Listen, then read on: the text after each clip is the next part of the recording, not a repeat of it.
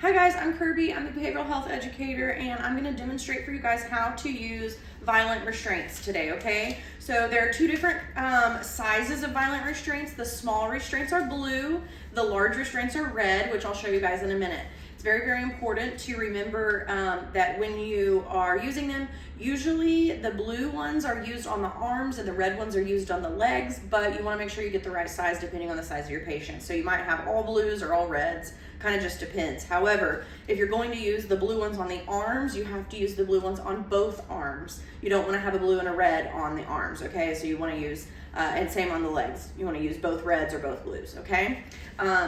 Also, it's really important to note that you don't want to mix and match violent and non-violent restraints, okay? If you're using non-violent, they have to all be non-violent. If you're using violent, they have to all be violent, okay? So if you have a patient that's aggressive, remember you're going to need people to help you hold the patient down in order to get them in the restraints. It's always best that if you know the patient is coming and they're going to have to be put in restraints, to attach the restraint to the bed first and then attach them to the patient, but sometimes you don't have time for that.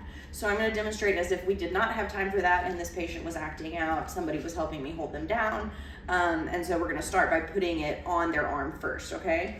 So I'm going to show you guys, you're going to take the patient's arm, right? They're going to be fighting you, so you're going to need somebody to help hold them down, but for the sake of the video, we are going to attach this around the patient's wrist, this part down first, okay? We want to make sure that we can put one finger in there so that we're not cutting off circulation, okay?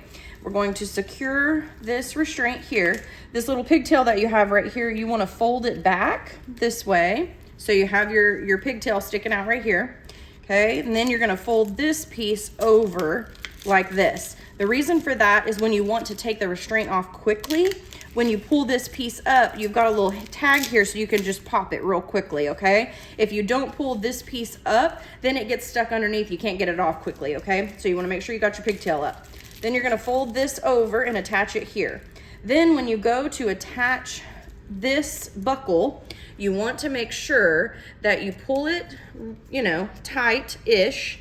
And then the important part, don't forget, flip this piece over and buckle it upside down, okay? The important thing of why you're buckling it upside down is because if you don't, it's a lot easier to get unsecured, okay? If it's flipped upside down, the patient can't, no matter how hard they pull, they're not gonna get it off, okay? If it's flipped right side up and you pull on this, it loosens, okay? So you make sure, flip it upside down and put that clip in like so. And then of course you want to make sure that you still have room for one finger, okay? The other part of this is that this giant buckle, this is where it attaches to the bed, okay? But you want to make sure that it's not underneath the patient's wrist. So when you put the buckles on, make sure that the patient's not laying on top of the buckle. See how the buckle is underneath their arm? You want as much of the buckle on top as possible. That way there is no pressure being put anywhere, okay? So then when you go to attach this to the bed, you're gonna use a non-movable part of the bed, okay? So you've got your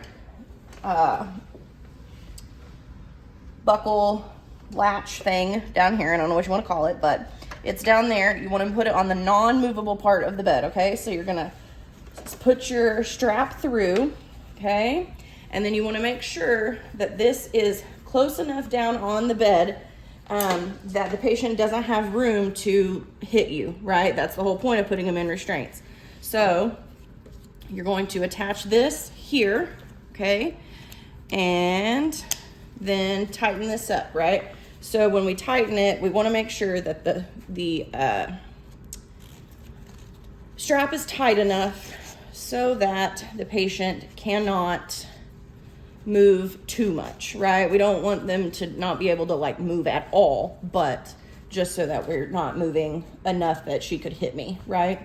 So as we tighten it, now if we try to lift our arm, we can move a little bit, you know, maybe go a little bit tighter than that, but you would judge the situation based on your patient and their behaviors, right? So then when you want to go to remove this restraint quickly, this detaches like a seat belt. You have to use two hands, okay? So you have to unbuckle here and push this button at the same time. They are kind of difficult, so make sure you practice with it before you put them on, okay? And then when you go to undo it, again, pop that buckle, pull this off, you got your pigtail, and you can pull it relatively quickly and release the patient in an emergency, okay?